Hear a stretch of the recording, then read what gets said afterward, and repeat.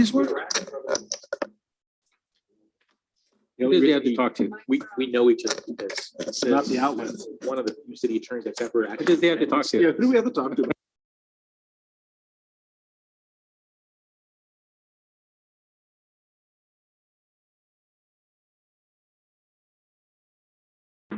I'd like to call the order of the regular meeting for Shafter City Council, Tuesday, November 16th, 2021. Let the record show members of the council present except Councilmember Lopez and excused absent for tonight. For the Pledge of Allegiance, we'll ask Councilmember Espinoza to lead us in the Pledge of Allegiance and Mayor Pro Tem Givens for the invocation. Salute, pledge. I pledge allegiance to the flag of the United States of America and to the republic for which it stands, one nation, under God, indivisible, with liberty and justice for all. Let's bow our heads. Heavenly Father, I thank you for this day you have given us. I thank you for allowing us to be in this place and coming together to continue making decisions for the city, Father, for the betterment of each and every citizen here. I just pray for your wisdom and guidance in every situation and conversation we will have tonight. We thank you and love you. Amen.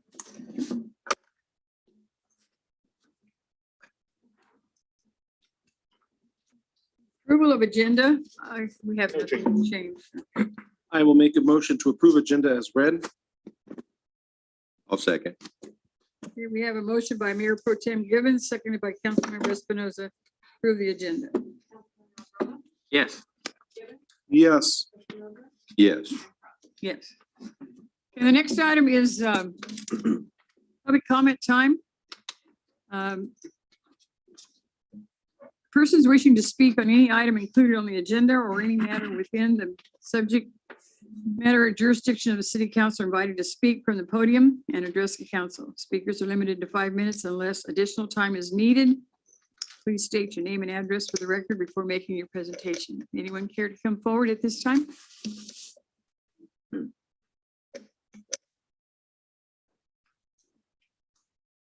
Mayor Prout Yes, sir. and members, council members. My name is Kerry Wright. I'm with the Kern County Fire Department. And nothing more, just wanted to introduce myself tonight. I am a division chief with the Kern County Fire Department with responsibility of Shafter. So wanted to be introduce myself, and I provided business card. And if there's any questions that you have related to anything with the fire department, feel free to contact me. Very good. Thank you. Any Thank you questions? very much. Can we invite you to the Christmas parade on December 3rd? All right. Nice plug. Gee, they might even let you lead the parade, huh? Right beside the chief. over there. After? Now, chief, we partner, so you can handle it. Yeah, I know you will. Okay, anyone else care to address the council? Okay, hearing none, we'll move on. We have council announcements and reports. Gilbert, do you have anything? No, I don't have anything to report in the last 2 weeks. I think it was. Okay, Chad? I don't think I have anything to report. It's been a long 2 weeks. Pete? Yes, I am on the 6th. I attended the Jim Twins World War II ceremony at the Shafter Depot Museum. Jim Gleckler and Jim Albright, they both lived in Shafter, and they both served during World War II, and they have some areas dedicated to their awards and some of the uniforms and things that they wore. On the 10th, I attended the Kern County Energy Conference in Bakersfield at the Marriott Hotel.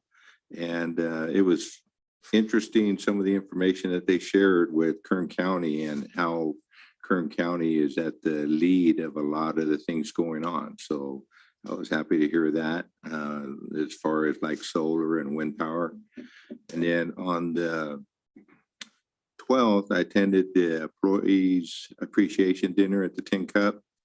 It was a fun evening. It was nice to see everybody enjoying themselves. It looked like everyone had a good time. The food was good.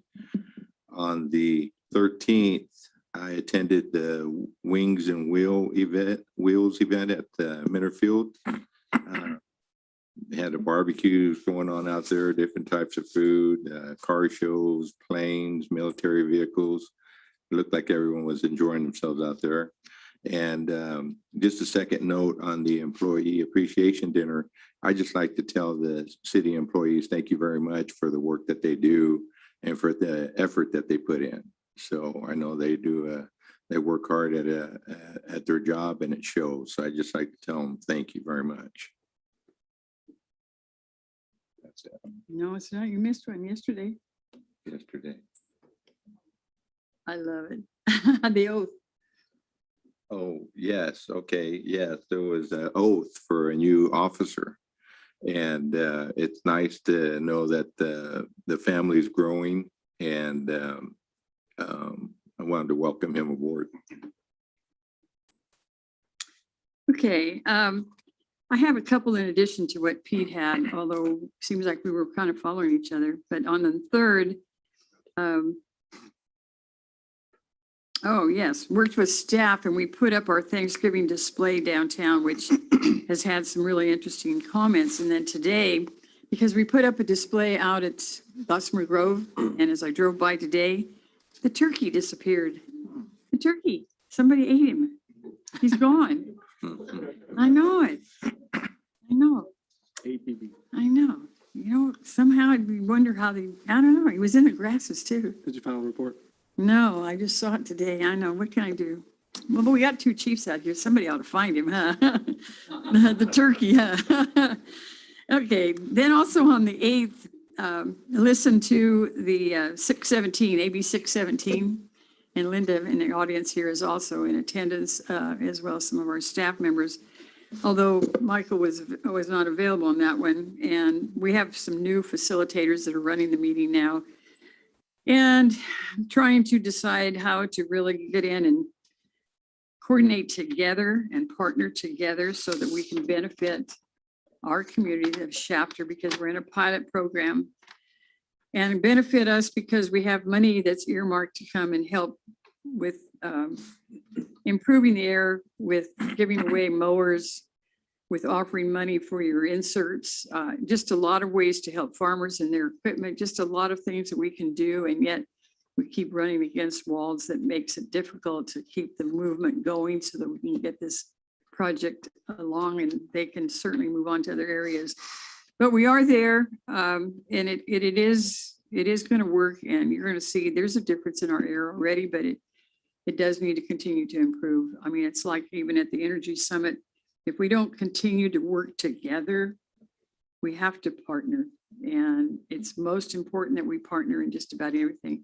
And to add what Pete said on the Energy Summit, that Kern County is even still leading in oil. We're not #1, but you know, we're fighting as much as we can in order to keep oil as long as we can. I realize there are issues throughout the whole country and the whole world, but a lot of the other countries are much poorer than we are in the States. And yes, I don't know that they're going to follow through and help us out. We're going to end up having to help them, I believe. And so it's going to be really important that we can clean up our air, at least within our own section of the planet, and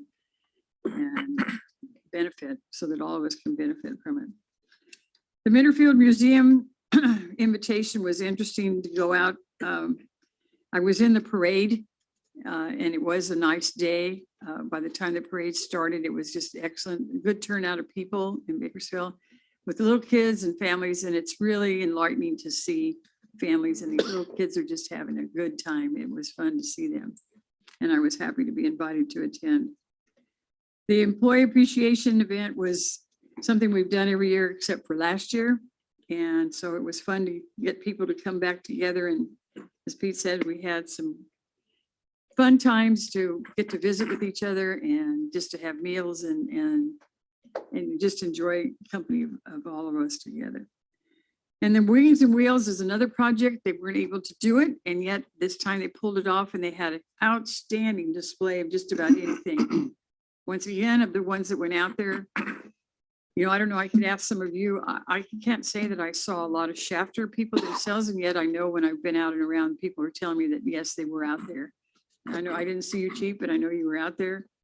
And they did the same thing. They had so much to offer for everybody. And really the ones that took children out there were really benefiting. Their experiences had to be rewarding for them.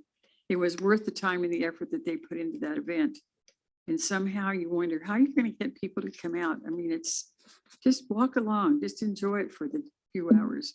It was very good and well organized and well planned.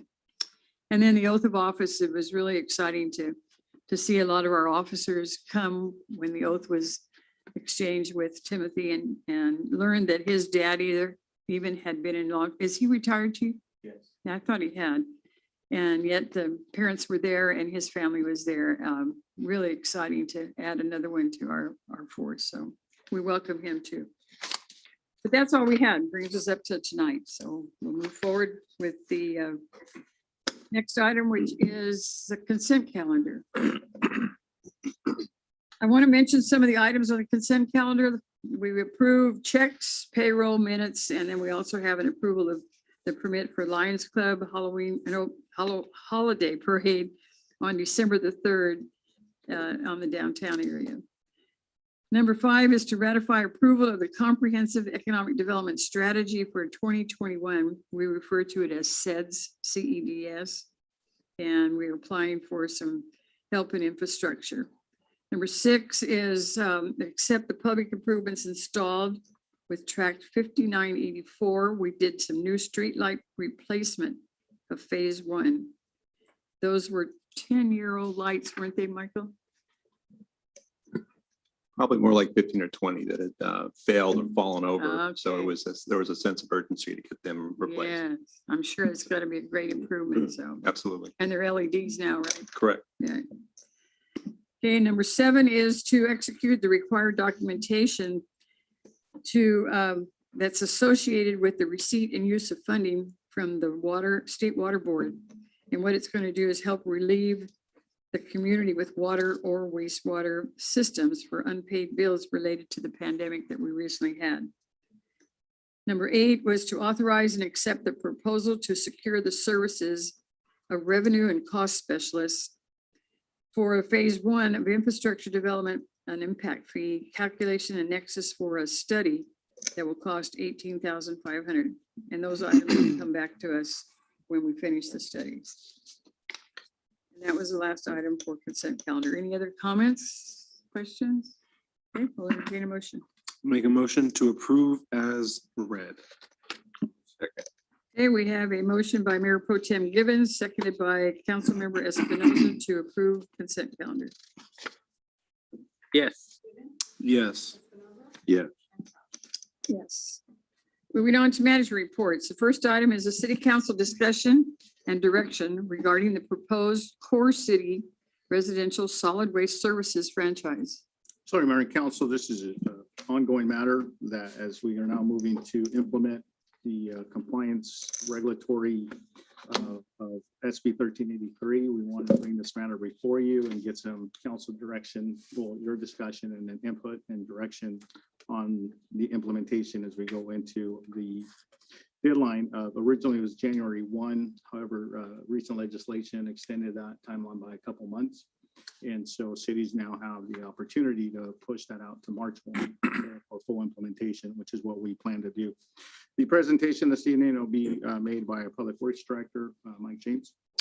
Yes, Honorable Mayor, members of the Shafter City Council, at your November 2nd meeting during the Department of Comments and Reports, staff briefed the council on its current plan of action to comply with SB 1383. As we all know, SB 1383 is generally focused on organic waste diversion mandates. The most significant impact of the core city is on, or the most significant impact on Shafter is to its core city residents who currently are only required to receive a trash collection. With the new mandates, essentially they'll be required to have a 3-cart collection, a green cart, a blue cart, and a trash container. So also reported on November 2nd were the results of an RFP process to solicit proposals from private waste haulers to provide the new mandated services. The RFP specifically requested pricing for the diversion programs only, basically the green card and the blue card. But we also,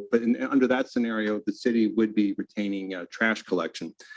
But we also requested pricing for the full-scale 3-cart program, which would essentially dissolve the city trash collection service.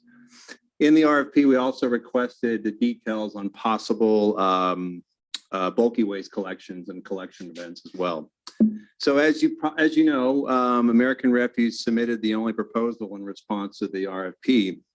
Staff found the proposal to be responsive. So we're here tonight to request moving towards the recommended option in American's proposal, which is referred to as option 3, or the full-scale, the 3-cart program.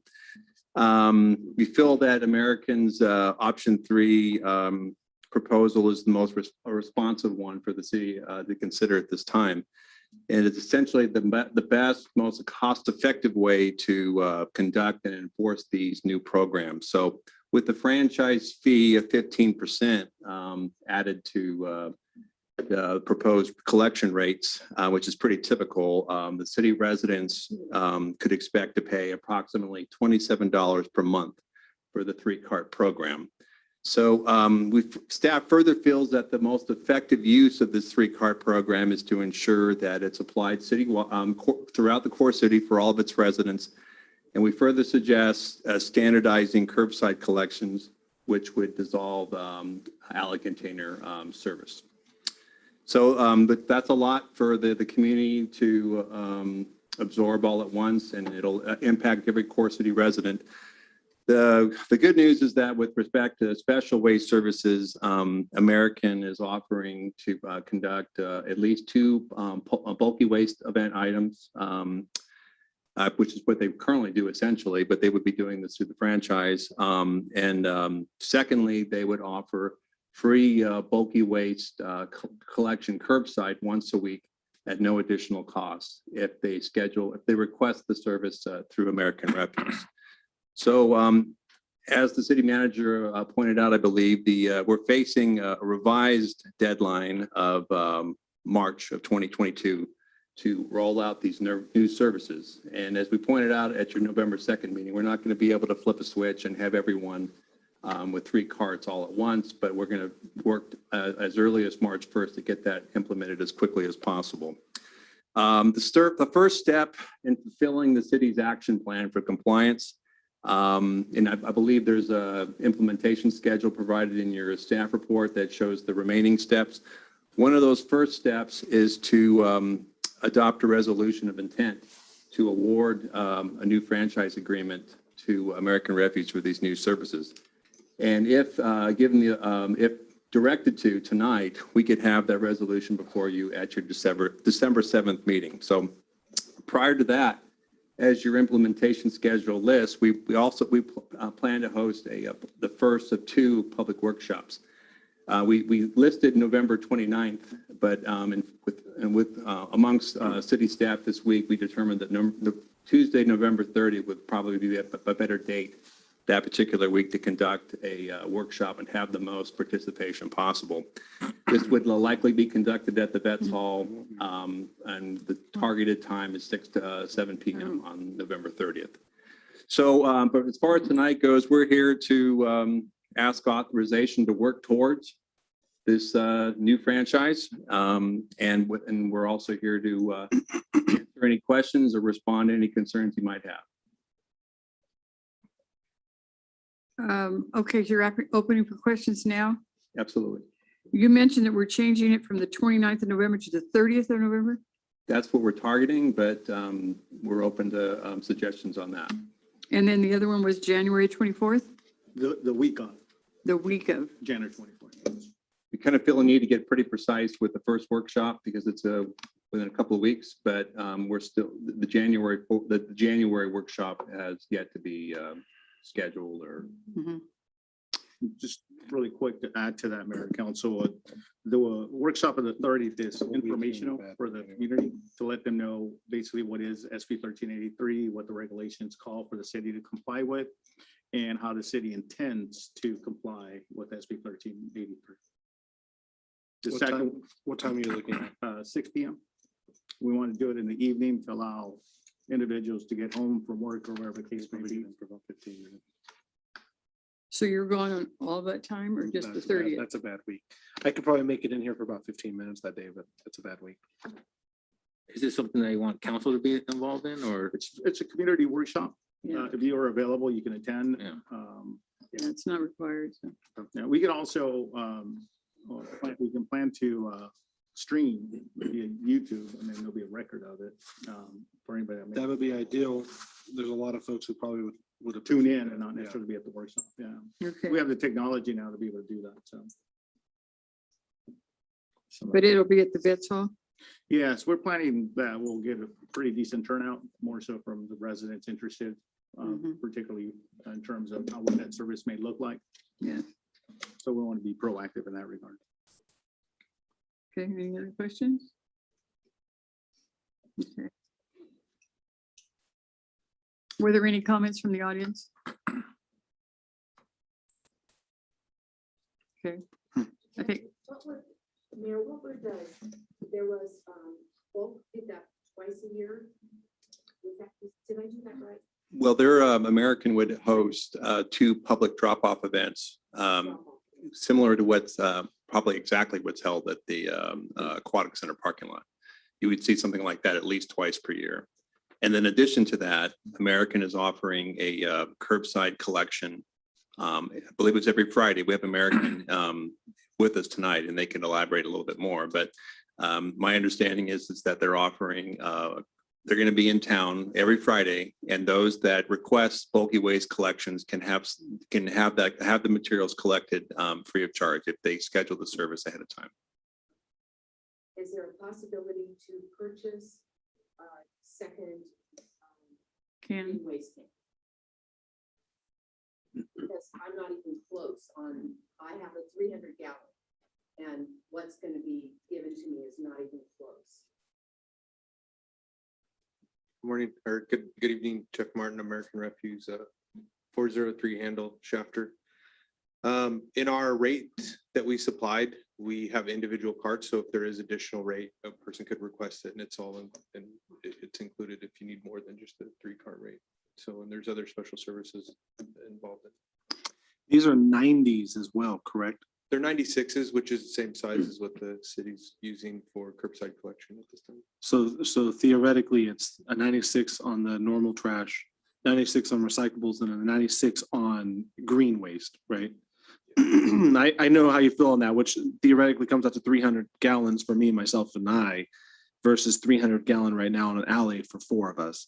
And we tend to see a lot of cardboard in our trash cans. And mine's mostly green. green from the yard. Mhm. We get a lot of green too, but I see where you're coming from. Yeah, I see where you're coming from. The only comment I might have is I know that you've already worked this in other communities, correct? Yes, And it has come out successful. yes. Yeah, so that's what I even said last time. It's a transition, it's a change that we all have to adjust to. And I know even Colleen understands that. I mean, it's just, I just yes, gotta figure out where to go. yes, You know. yeah, and we all will. But they're gonna be good to work with, so, yeah, they're gonna help us get through it so that it works for everybody. Because right now I have 300 gallons twice a week, Mhm. not once a week. Yes, So now it's 300 gallons once a week. That's, so you fill up one of those big old containers? In the alley. Wow, that's pretty big. And you fill them both? Pat Wilson and I share one container, and it's full all the time. Wow. And our gardeners don't realize that there's this thing coming up either. Is your gardeners putting it in the waste? Oh, Okay, yeah, oh, yes, yes. okay. They do not, I haven't seen any gardeners that have Haul it away? haul it away. Okay, I think that is one of the rules, that right? Isn't one of the rules of the gardeners are supposed to haul away their, Mr. Markin can correct me if I'm wrong, but I don't know that the mandates really specify how they get to the diversion, how they get diverted, but the point is they get diverted. So I don't know that, I mean, if the homeowner is offering their green waste container for the gardener to use, then they're more than welcome to do that. And I don't, but I think it makes a lot of sense, once these programs are implemented to, for the owners to expect the gardeners to haul the material off directly to the, in our case, would be the Shafter Wasco landfill, where they have specific areas to take the green waste. Yeah, and if you need more than 1, 2, 3, 4, 10 green waste containers, we have bins, we can do 600, whatever you need or anybody needs, we can accommodate it. I have one question. I'm not entirely clear on the 3 96-gallon containers.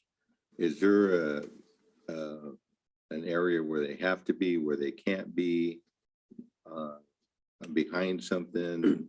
We'll cross all that when we roll it out. We'll give you a lot of information.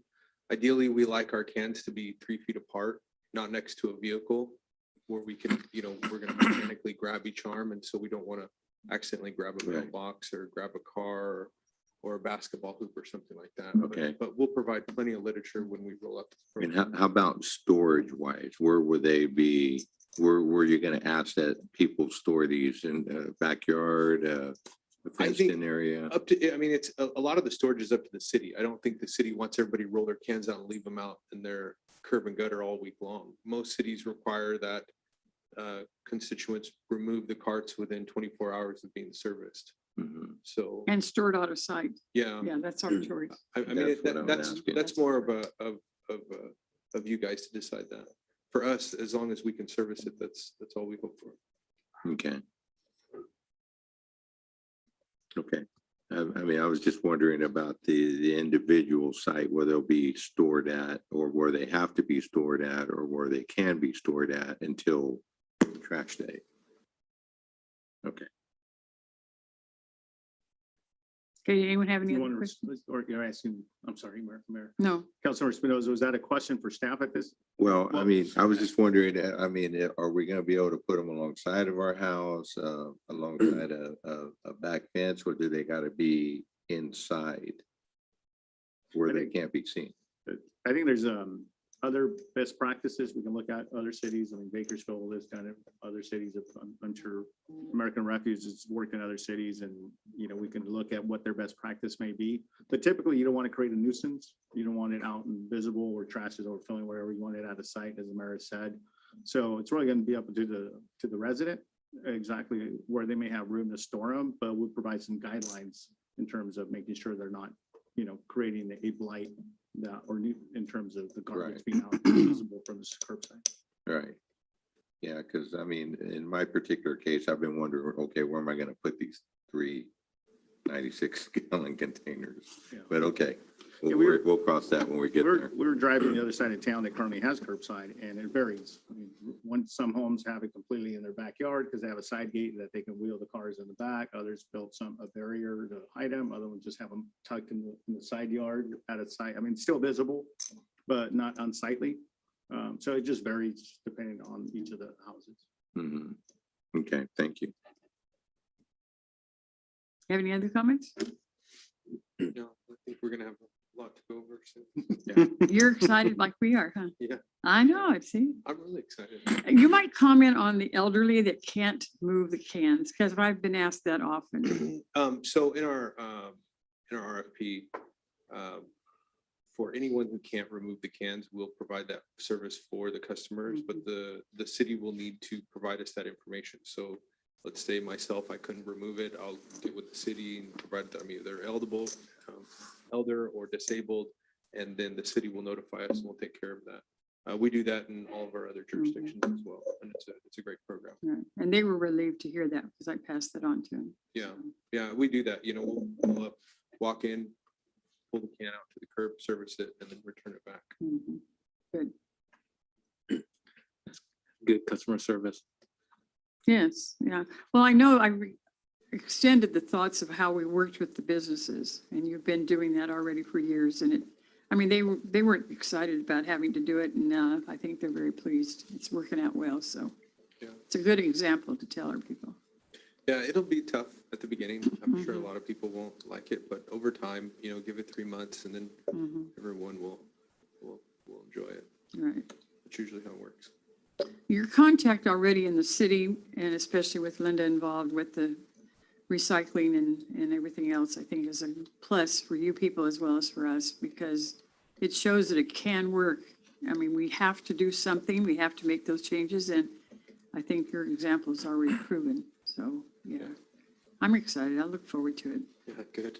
Yeah, I think we're all excited. And we have a lot of information too to go out to each one of these constituents. I mean, we're really geared up for it. We've done a lot of rollouts and we've been very successful at it, just being prepared, having a lot of people, having a lot of staff and people that constituents can talk to. You know, as we roll cans out, people are going to walk out, want to know information. And a lot of people don't like to read, you know, and we'll provide a lot of documentation, but we'll also have staff members there as we roll it out. And we'll have plenty of staff to talk to customers and it'll be well covered. We have an app as well. So there's a lot of information on our app, a lot of things you can do, know your trash day, know what you can put in each can. If you have any questions about what goes where, or you know what you can do with something, you can go to our app. If you need to schedule a pickup, like Michael was telling you about our bulky item collection, you know, if you need to schedule a pickup, you can do it, you know, just from your phone, and we'll come out and pick it up. Mhm. So we're real excited about the bulky item as well. We like I said, we do that in other jurisdictions and it works out well. You know, if somebody gets a refrigerator, a couch or something, you don't have to wait for a bulky item. You can just shoot us a message, give us a call, and on Friday we'll come by and pick it up curbside for you. Mm.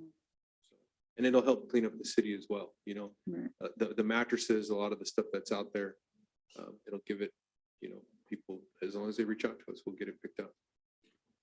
So there's no excuse, all right, for mattresses to be in the alleys. Yeah, yeah, So, yeah, absolutely. Well, there's no, I mean, any item, you know, just let us know, we'll take care of it. old cars too. Oh dear. Oh, don't even say it. We're gonna need the keys for the. Sorry, it doesn't run. Okay, any more comments? Thank you. All right, thank you. What do you need from us on this one? Actual Just approval? direction to go ahead and proceed with the adoption, well, to prepare and bring back for council to adopt the resolution of intent, which is the first step. That would be December 7th. And basically then we would proceed with the implementation schedule as presented in the staff report. But the first item is the resolution of intent pursuant to our city charter that we have to do that. Okay, Make a motion. okay. We have a motion. I'll second. Okay. We have a motion by Mayor Pro Tem Gibbons, seconded by Councilmember Alvarado to prepare the resolution of intent. Yes. Yes. Yes. Yes. Next item is a request to authorize one senior planner for the planning department. Certainly, Mayor and Council. This item is a request on behalf of myself and the city planning director. We anticipate our current senior planner to possibly retire in the near future. We want to be proactive in our succession planning of the department, being that she, the incumbent, has a lot of institutional knowledge. And knowing what the employment market is right now in terms of recruitments, we want to go ahead and get out in front of this sooner rather than later. We experienced that when the former planning director retired, in terms of the challenge we had with trying to recruit with an individual on a timely basis. So in this matter, we want to be proactive, and we're asking council to, at this time, go ahead and authorize the senior planner position, one additional senior planner position, closer to once we have a candidate selected, and before we appoint, we will be coming back to you for a budget amendment based on what the salary and benefits will be for that individual. It will not be a full year salary and benefit cost, but more like about anywhere between 5 to 6 months worth of cost. But that will be closer to when we look to appoint the selected candidate. Our planning director is available if you have any questions specific to the department and how he plans to implement succession planning with the upcoming retirement of our current senior planner. Thank you. Anything you want to? No. Okay. Any further questions of staff? Okay, good job. All right, we'll have a motion then to authorize this additional position. Make a motion to approve. I'll second. Okay, we have motion by Mayor Pro Tem Givens, seconded by Councilmember Espinoza to approve the additional position for senior planner. Yes. Yes. Yes. Yes. Next item is extension of economic development business expansion, attraction, and retention incentive policy. Certainly, Mayor and Council. Downtown commercial. Sorry. Yeah. Mayor and Council, our Economic Development Director will be making a presentation on this item. Good evening, Honorable Mayor, our council members. Tonight, I want to present to you I'd like to request the extension of the BEAR program, the Business Expansion, Attraction, and Retention Economic Incentive Policy. You approved that last October, and it had its 1-year anniversary. It was made to, the purpose was to reduce engineering, planning, and building processing fees for projects in the downtown commercial, neighborhood commercial, and general commercial zone districts in the historical core area. Since October of last year, we've had 19 projects that have benefited from this policy. Total adjusted fees paid by these residents were $1,916 compared to $80,551, what the original cost would have been. That saved these citizens just over $6,600 in fees. So that it provided them reduced cost in improving their properties and making them potentially more profitable. There were 5 large projects completed and 14 smaller projects that involved service work that made those buildings that much more attractive. With that kind of success and response, and we certainly hope for more in the future, we want to recommend that the BEAR program be renewed for 1 more year, extended. It's a positive economic tool for the city of Shafter when we're working with our existing businesses, as well as attempting to attract other businesses to the city of Shafter. Extending that would give us just 1 more benefit to share with everyone. So at this time, I'd be happy to answer any questions you might have. Thank you for the report. Mhm. Nice, thank you. The building department provided that so that you could have a breakdown. That's good. So we do have some future projects that very much could benefit from this, and I think that's going to provide. There's still more interest. Yes, there is, and this also caught the interest of media, and so I kept them apprised because it's helped our reputation as a city that is progressive and looking to help our residents and new businesses and existing businesses be more economically positive. Good. Okay. Any other questions of staff? Okay. How far is the distance? Is it core? But how far do we go out? It extends, it's say across the tracks, it's down. We have a map. Yeah, there's a map in there. It's Did I not see the map? fairly, We have 3 commercial districts. and they're Right at the end of it. and they're colored and everything. Mhm. Might be too much color for me there, Bob. Mhm. So everything in orange, red, or pink counts? Is that what I'm reading? Well, I don't know about your colors. My colors I thought were different. The orange. Yeah, yes, Orange right here, huh? So if it's orange, if it's red, if it's pink, is that how I understand? yes, that in that core, and you see down towards even down towards East Los Angeles. Gotcha. So So I understand. in that general area, and It's- that's where most of the project. anything zone commercial within Shafter, anything past Riverside isn't counting on this. Correct, Yep. because And- the idea is about is as we continue to try to promote the core. Gotcha. Okay, thank you. I have no further questions. See, it's a nice map. I have to really focus in on my colors here. Sorry. It's okay. Any other questions? Okay, we'll have a motion then. Make a motion to approve the additional year. I'll second it. Okay, we have a motion by Mayor Pro Tem Givens, seconded by Councilmember Espinoza. Yes. Yes. Yes. Thank you. Next, thank you. Next item is the city council approval of proposed project priorities for the use of Federal American Rescue Plan Act for 2021 funding. So the American Council, this item is coming back to you from the October 16th city council meeting in which we presented to you a recommended list of proposed projects and funding for those. Before you this evening is the item back for you to actually approve the recommended projects for funding. The staff report outlines the different and numerous projects that we have. Infrastructure assessment of aquatic center, $25,000. Mantle Park irrigation supply line, $150,000. Veterans Park basketball courts, this is new basketball courts, $250,000. Soccer field lighting at Veterans Park for $400,000. Crispin Park field improvements, $400,000. Chapter Learning Center to create a community hub for internet access and outdoor recreation and socialization, $163,500. Provide broadband at Veterans Park, $19,000.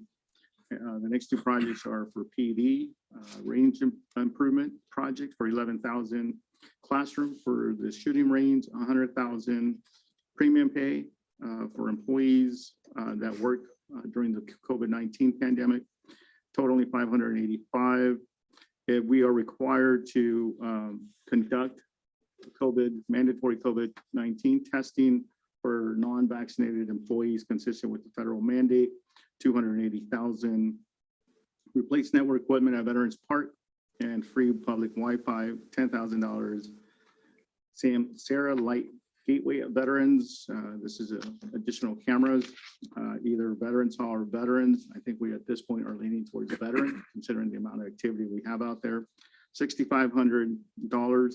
That totals the 2.4 million, which is the same amount that we received of our first allocation of ARPA funding. Our total allocation is 4.8, and we will be receiving 2 installments. So we've received 2.4 this year, and next year we'll receive the additional 2.4. And so one of the things we are asking of council is the projects that we did not recommend for funding in this current round, that we go ahead and approve those, just in the event that, for example, right now there's a lot of legal challenges on this mandated testing for unvaccinated employees. So if that mandate is lifted and we don't have to comply with it, that would free up about $285,000 that we can apply to another project. And so some of those other projects that weren't funded, there's funding that could be some seed money that could go towards the aquatic center. It can be for the water meter installation project that we still have to replace about 2,000 water meters. A water conservation rebate pilot program in the amount of $50,000. Those projects total about 1.2. So these are just alternate projects in the event funding becomes available from one of the other projects that doesn't go. Another example would be if we are able to use our CDBG allocation for Veterans Park. We have approximately a $400,000 balance or allocation sitting at the county.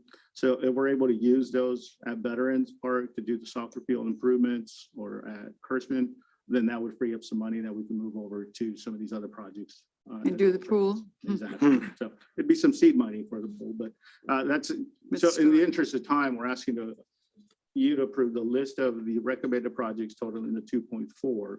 And then the other projects that are not being recommended for funding this cycle, just as alternate. We would obviously come back to you and keep you informed if funding does become available, that we would shift to some of these other projects. You would still have an opportunity to weigh in on which of those alternate projects you think are higher priority. And so you still have an opportunity to select based on the funding we have available.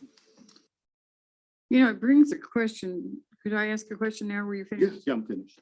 Because if we could come up with this assessment of the pool infrastructure and we know what monies are there, is there a way that we could put the monies in there right away to at least get the pool ready to go, even if we didn't have the housing, the house? It could be an opportunity based on what the assessment, if it's simply, you know, the pumping, the pump or the resurfacing and that totals 500,000, for example. That if the funding is available for that, that's something that we could do. We just wouldn't open the locker rooms and let the public know that, hey, locker rooms are not going to be available. Right, We may have to provide some alternatives for like porta potties or something like that. right. But there might be some options for that if and when that became a time for that discussion. It's kind of what I feel or have even commented on, the fact that this, don't give up, because it can happen. There's something will come up and something will be there. So it does look better, because I could even see where we could slow down maybe on the, I don't want to just say basketball court or even the soccer field or down in the Kirschman Park area, and slow those down and be able to grab enough dollars there that we can at least have a phase in and still get the pool in there too. Yeah. I mean, because it's definitely that we've got to have the pool going. Any comments? I agree with the pool. Yeah, we got to find a I way. agree with the pool. And then, I mean, there's still, as all of us know, there's millions that we're looking at to really make it all come together. So we'll keep watching and it'll be there. It'll come. Thank you. Any other comments? Okay, so the request now is to go ahead and authorize the first batch of projects. Correct. Totally the 2.4, which is the list of projects in the recommended section under recommendation. Right. I'll make a motion to approve the list of projects. I'll second. Okay, we have a motion by Mayor Pro Tem Gibbons, seconded by Councilmember Espinoza to proceed with the 2.4 million proposed projects. Yes, yes. Yes. Yes. Yes. Okay, the next item is the city council discussion and direction on proposed draft ordinance, updating the bidding and the procurement policy. So, Mayor and Council, this is a not only an update for our ordinance, but it's also bringing us with current best practices. And so our Public Works Director will make the presentation on this. Honorable Mayor, members of the Shasta City Council, staff have been working on updating the city's bidding and procurement policies for the past several months. The current policies were originally adopted approximately 30 years ago. We're in need of updates to allow staff to take advantage of new technology, address years of inflation, but most importantly, help expedite the delivery of projects and purchases. Multiple departments within the city performed research and contributed to the draft policy that's been worked on so far. A summary table has been included with the staff report to outline the processes proposed for certain types of procurements, including professional services, equipment, and contracted construction projects. So the agenda item tonight is to actually seek direction from the council on what is not detailed in the table, which are basically the dollar amounts of what staff and council can authorize for expenditures. The staff members involved with expenditure authorizations would be department heads, department head designees, and the city manager. So the staff report provides a few options to consider with comparisons to what the current policies dictate. Option one would see the largest increases to the award authorizations. It makes up for past inflation and puts the city in a position to absorb future years of inflation. But again, it's the largest increase. And by example, the city manager's current authority for expenditures is capped at 10,000, and option one allows for up to 100,000. Option two would be the second largest increase. It makes up for past inflation, but we could possibly have to update the policy in the coming years if we see significant inflation. And by comparison, the city manager's expenditure authority would be capped at 50,000. Option three is the most scaled down version of the options presented. It proposes modest increases, and I believe the city manager's authority would be, for example, capped at 30,000 under that scenario. So as pointed out in the staff report, the council approves budgets. This policy would not have staff approve budgets. What we're talking about doing, or what we're talking about considering tonight, is how that budgeted money is authorized for expenditures. So That's what we're requesting direction on. And provided we get that direction tonight, we could actually have the draft, have the ordinance before you for first reading at your December 7th meeting. That's before the ordinance is finalized. We again request direction on, most importantly, the ranges of costs that expended for staff to authorize. With that, I'd be happy to answer any questions. Council have questions? I have a lot of them. Fully understand about the inflation and where we're going with it. It does need to be adjusted. I don't know if I agree with either of the three options.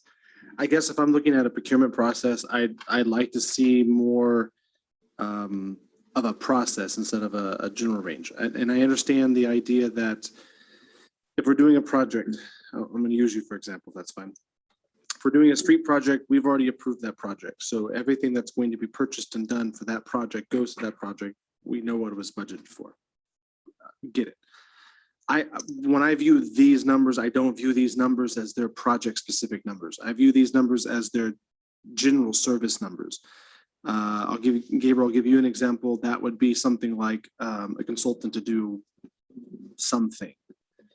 And I don't know at what point I like knowing that we would have a consultant doing something and we really not have an idea of what's happening inside of that, because that doesn't feel like it's a budgeted number. These numbers feel like this is what is happening outside of a budgeted scope. So I don't think I'm agreeing that we have a blank in regards to some of these items. However, I do also agree that there has to be an increase in what we're doing. Knowing the inflation and what's happening, I think that department heads need to be able to say, I have this thing that I've got to do. I've got my own department budget. I've got to get these things to continue doing what we're doing. I get it. I just don't know what that number looks like. And it feels like, can I have one and not the other feeling? I just feel like there needs to be more of what does the process look like when it comes to procurement? These just look like numbers to me. So just for clarification, Member Pro Tem, Mayor and Council, when you talk about process, you're talking about in terms of, along with these these ranges would be, here's the process we would engage and how we would retain, say, a consultant for tonight, for example, the cost specialist for the impact fee study. And it's a nominal amount, $18,000. It would fall within the range, right? So when you're talking about processes, you'd like to see that workflow of how we would go about retaining and keep you informed in terms of how we bring that consultant on board. It's an incredible example, because that is not something we discussed and budgeted in our yearly reviews, right? So that would fall under, if you went with option 3, lowest option that you show on here, that would fall underneath that purview that you would say, yep, it falls underneath my $30,000. I went ahead and did it. We wouldn't know about it until after it's done. Correct. Right. And that's where I have to step back and say, I don't like that.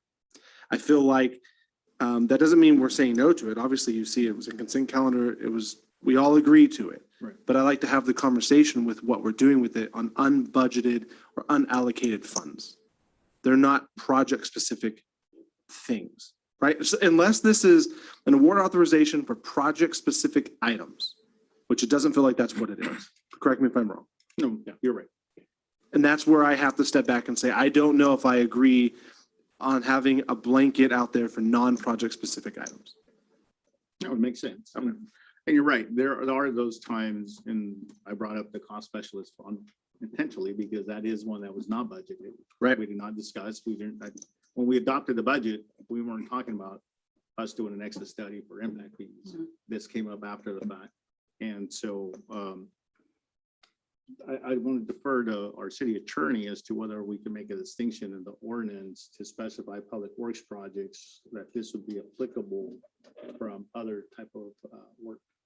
I'll give you a side example where I can, and the reason my mind runs to a procurement process is if you have if you have a guy on a Saturday who a valve bust and they've got a nightmare mess at the park and they've got to get it fixed, and they run to Floyd's and it's $1,001. They have to wait for Mike to get on the phone and approve it, right? So in those situations, there's emergency situations, there's situations just to keep us running and functioning in the right manner. And I feel like, okay, if we had a process in place, we know this falls underneath that category. Versus like we talked tonight and the consent calendar with the consultant, that doesn't fall in that category. It's something we should have a conversation about. And that's what I guess I'm looking at is how does that process come about? How do we at least have some type of skeleton view of what that is? And then if we plug these numbers into it, option 1, 2, or 3, how does that fit into what we're doing?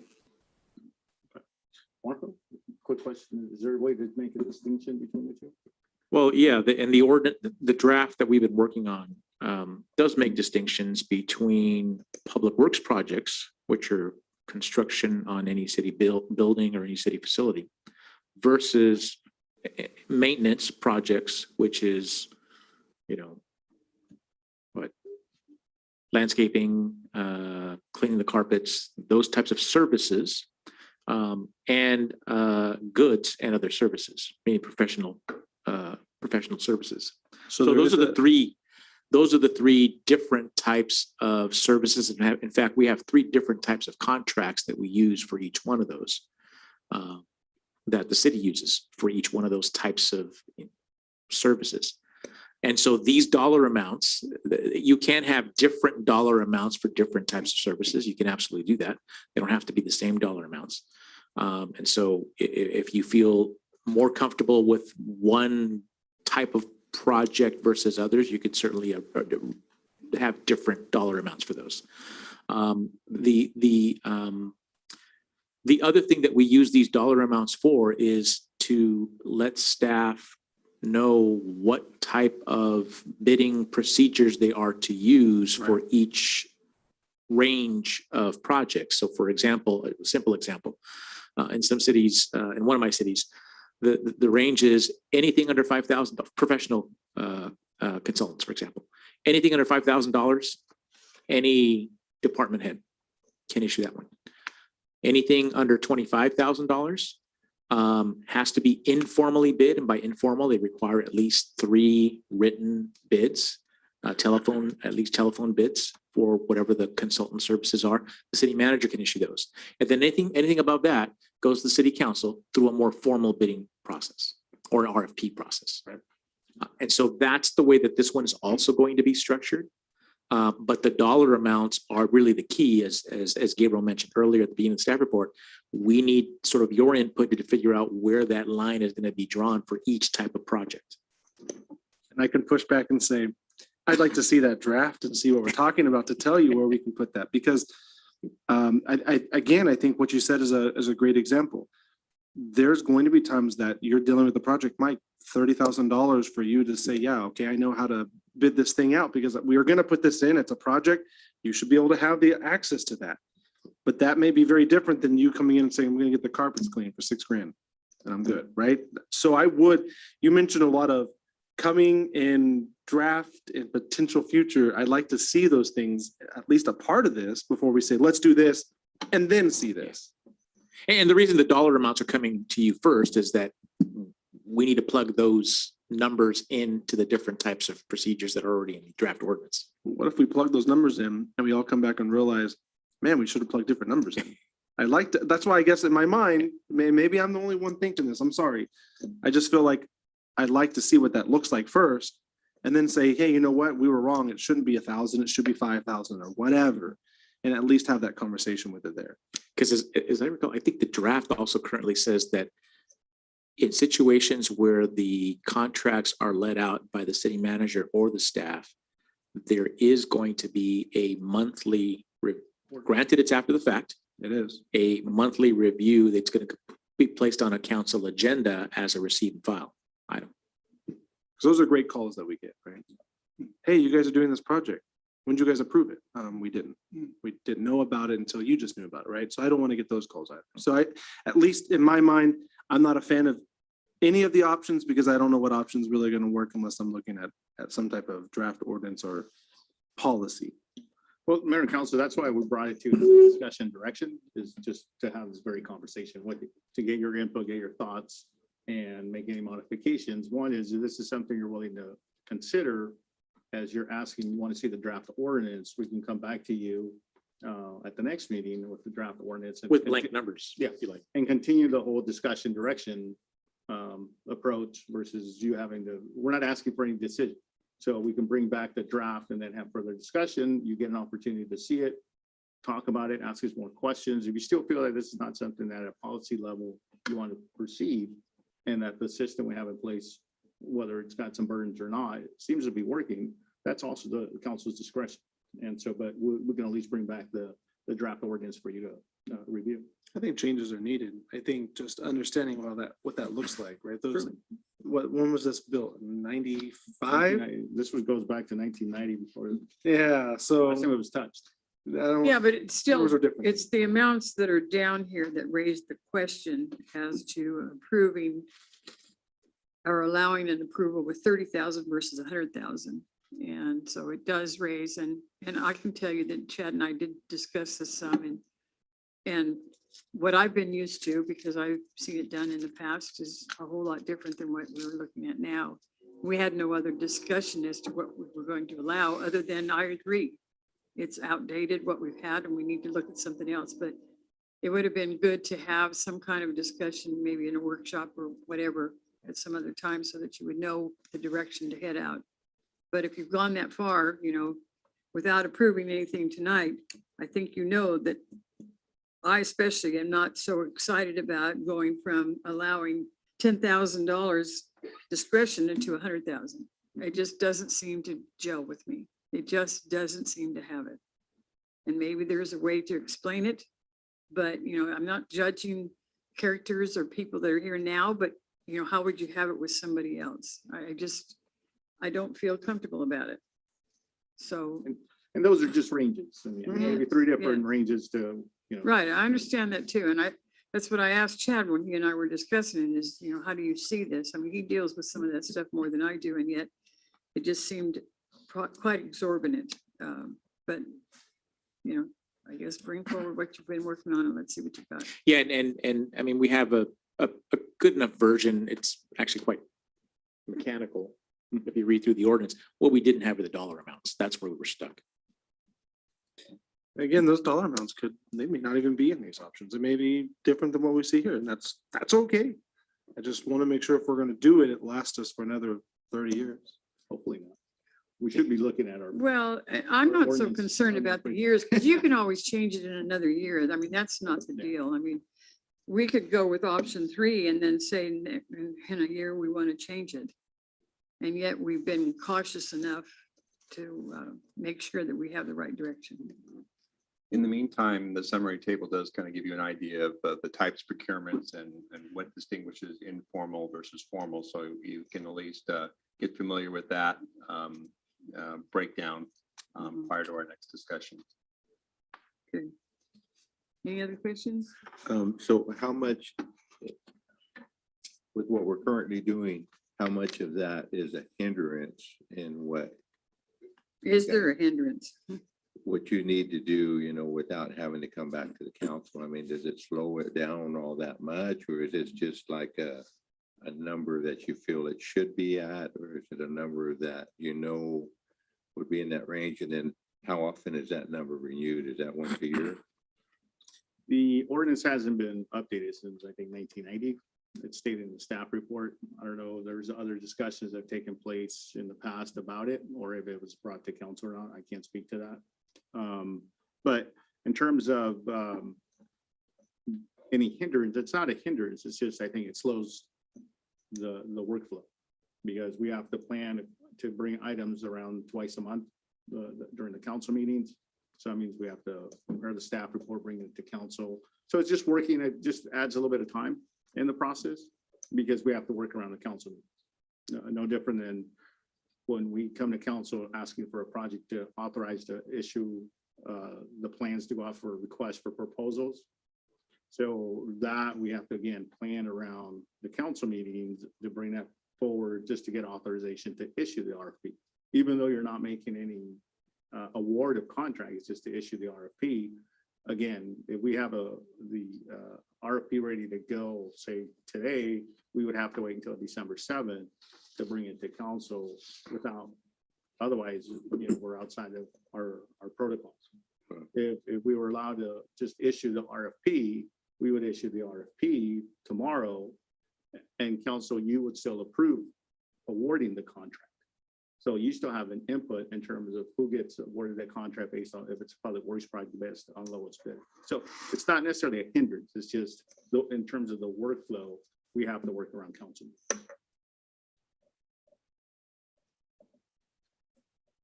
Any more questions? Okay, so you're gonna bring it forward and we'll look at it, and I in the think that's what I'm meantime, we'll have understanding some from more council. questions and we'll find out more about it. Yeah, and then we'll be happy, any one of you individual want to sit down with Great. either myself or Mike, we can go over it as well. Mhm. Sounds good. Thank you. So you don't need a motion on it. No, it was just direction. Okay, let's see where we are. The last item, the city council discussion and direction of proposed draft ordinance. No, that's the one That we was did. actually, yeah, closed session. Okay. So we need city manager comments and reports. So American Council, I just want to get your thoughts. We have reached out to our community partners, to the school districts, Richland High School, Stingrays, the rec district, about a joint meeting Mhm. to talk Nice. about the pool. They're definitely very much interested. So my question to you is, I'm not obviously asking you to make a decision tonight, but if it's an item that you want to form an ad hoc committee, or is it a discussion that you want to have a joint meeting with the full council? Then we can invite the school districts and maybe the rec district. We can have a three-way joint meeting that all of you get an opportunity to participate. We would just have to, it would be a special city council meeting. We'd have to notice it on and so forth. Mhm. We may need to have it at the Veterans Hall because they would need to be present with their board. Each body would have to be present. Each one would call it to order on and so forth. They'd have to comply with the Brown Act, everything else. So that's an option, or is it something that you want to form an ad hoc? So who are you talking about? The two schools, the rec district and? So it's only those that have a board. So it'd be the Recreation District, Richland, and the high school. the high school. High school it does. would probably be the principal, and if he's able to get So a board just the- member or something, but definitely Richland and the rec district would have to notice their meeting. It would have to be a special meeting. Yes, I think that's a good idea. And then we're all on the same page and we all know what we're doing and we all understand what we're having to deal with. Is that something you want to have in between the holidays or till after the first city year? What's your flavor on that? I'm going to go back to the original question. Is there any way at all that we know when we can get the pool filled and operational? I mean, January was one time. If I want to hear, we cannot do it by January? Yeah, no, not like this. Okay, so January we know- 2022, no. not at Okay, this. so are we going to be ready for spring to at least have something going? We- possibility with is You there? approving the assessment today, we can get out that quickly on that. And we'll have to bring back the item for you to approve. We'll try to see if we can get it on the 7th, because we have to go out and solicit proposals for our procurement. So then it's all dependent on how soon they're able to get the assessment back to us. We do know that it does need some mechanical repairs that Yeah. when you say spring, I can't say for certain that it would be spring either. Well, you might even find more when you get started, but still, Anyone that's ever done a remodel job, Yeah. once you get into behind the walls, you just never know what you're gonna find. well, yes, anyway, we do have to have the meeting and we need to have it as a priority to see if we can get it going for next spring and summer. It would be important to have that assessment done. Yes. Ideally. Mhm. They can We only have it. approved the cost, we didn't approve. Oh, we I didn't thought, approve the- at least the question was to do a joint meeting. I think I'm hearing that, yes, you're interested in joint meeting. Why don't you let us go out, make contact with some of these firms that would be doing an assessment, kind of gauge a timeline. We can report back to you on what that might look like. And I think we can then work towards setting a date. I can at least go back to the two other bodies and let them know that we're interested in having a joint meeting with the entire body. And we'll look for a date sometime. And if it has to be even in December, I mean, let's do it. Let's get something. And it's more a concept in terms of where, about the pool, not necessarily how soon is it gonna open or who's gonna cost share, but just kind of more about the pool. Okay. All right, December 9th at 5:30, again, Officer of the Year Award dinner. We are honoring Deputy Philip Compass at the Seven Oaks Country Club. And then the vacancy closes November 29th for appointing somebody to mosquito and vector control. Our city clerk sent you an email of an individual that is potentially a candidate to appoint. And then Thursday, December 2nd, 6:30 will be the city Christmas tree lighting and singing event downtown at the plaza. And then the Lions Christmas Parade will be that Friday, December 3rd at 6 p.m. And then December 13th, 11 a.m. at our Veterans Hall is our City of Shafter Employee Holiday Luncheon, which all of you are invited. Bring a gift, wear your ugly Christmas sweater. And otherwise, that concludes my report. Mike does have just one item briefly to touch upon. Mike.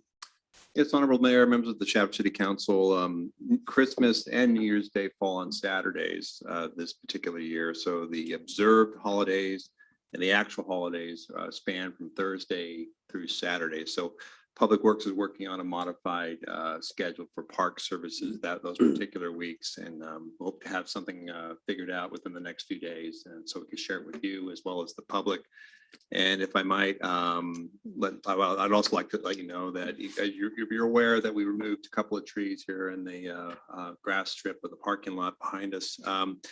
We're efforting right now to relocate 3, possibly 4 trees from the car wash project site across the street, which would have otherwise been demolished, to get some use out of those mature trees. And we think we have a vendor dialed in. We don't have a precise schedule figured out, but I think that's going to work. And if it's successful, then we'll have possibly 20, 30 more trees to relocate to other city facilities or parks. And if there's any suggested sites or any input in general, please feel free to reach out to me or the city manager. Thank you. We already started the brush pickup, right? No, not officially. People are jumping the gun a little bit. I saw the letter or something on Facebook, I think it was. We're trying to discourage dumping on Poplar and Tulare. That's not intended dumping sites. When is that officially starting? December 1st? Yes. You didn't want to say that. Well, I will say that with the activities, the first week of December, the parade and the Christmas sing, the crews will be limited. Will be dedicated to decorating that particular week. So our brush schedule might be delayed somewhat that particular week. December 6th or 7th. Yeah, something like that. Makes sense. Thank you. More questions? Any more reports? Okay, we need a motion to recess, and the 2 items is conference with labor negotiators with the staff as well as the non-represented employees. The second one is for the public employee performance evaluation with the title of city manager. Need a motion. Make a motion that we go into closed session. Second. Okay, we have a motion and a second to go into closed session. All in favor, say aye. Aye. Opposed, no. We are in closed session.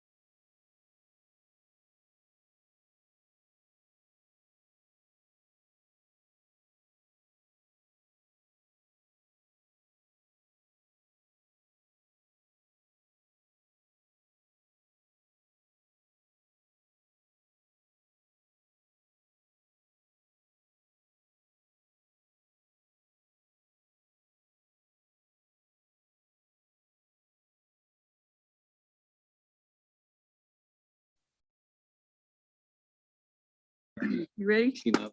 Makeup. All right, we are back in session and I'm going to ask the attorney to give us a recap of the closed session items. Thank you, Mayor. Earlier tonight, the city council recessed in a closed session. All members were present except for Council Member Lopez. There were two items on the agenda. It was conference with labor negotiators concerning the groups listed on the agenda. City Council heard a presentation from its negotiating lead negotiator on the groups that are listed on the agenda and provided direction, and we have no reportable action. There was also a public employee performance evaluation concerning the city manager. City Council provided additional feedback to the city manager concerning that evaluation, and we have no additional reportable action. That concludes the report. Thank you very much. Anyone have any other comments? Otherwise, I'll ask for a motion to adjourn. I'll make that motion.